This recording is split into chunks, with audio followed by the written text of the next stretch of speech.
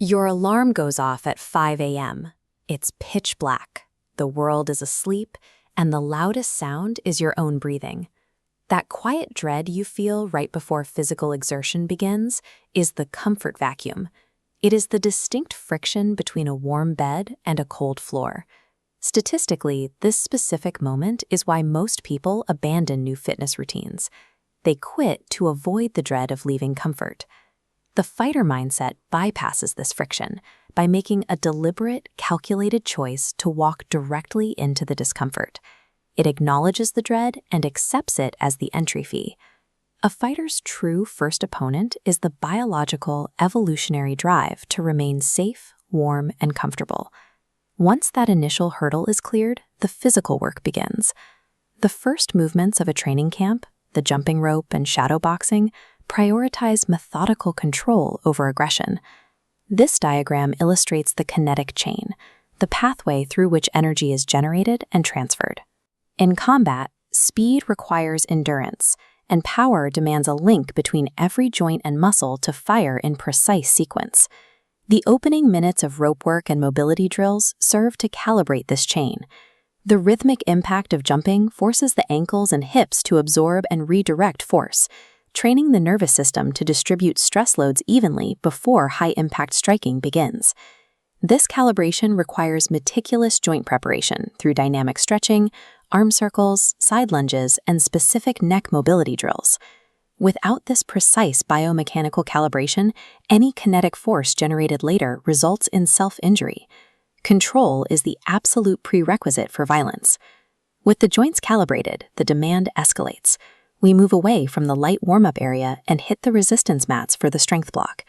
Look at this chart comparing muscle fiber recruitment speed. Training for aesthetic size results in a slow, steady incline. However, generating explosive kinetic force requires the sharp, instant spike of fiber recruitment shown here during an explosive push-up. Building this fast-twitch explosiveness requires 4 sets of explosive push-ups, immediately followed by 4 sets of strict pull-ups.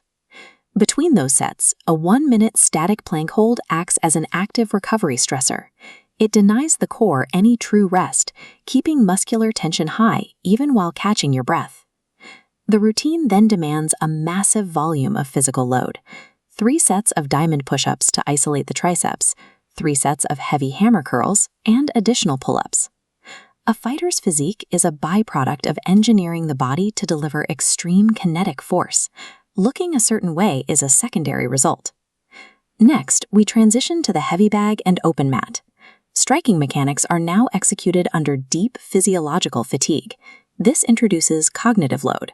When a human body is exhausted, its ability to process variables and make fast decisions is compromised. Executing complex combinations, linking knees, elbows, and defensive sprawls, while deprived of oxygen, forces the brain to adapt. It demands focus when every nerve is screaming for air. Interspersing heavy bag punches with intense sprint intervals artificially spikes the heart rate. This mirrors the chaotic, unpredictable pacing of an actual bout. At this stage, the markers of exhaustion are visible. Sweat sprays off every impact, breathing becomes ragged, and reaction times begin lagging. This conditioning block acts as a pressure test, forcing the brain to function rationally while the body is in a state of physical panic. By the 3-minute mark, you hit the exhaustion phase. The physiological markers of failure arrive: shaking hands and burning lungs. This moment reveals the true nature of the training protocol. The warm-up, the explosive sets, and the heavy bag are a prologue designed to empty the physical tank. You are left sitting on the gym floor, staring at the clock. The physical weight of the workout is replaced by the overwhelming mental weight of having to stand back up. This is where the override response activates. It is a psychological trigger that fires when the body communicates that it cannot continue. The final burnout sequence targets this response.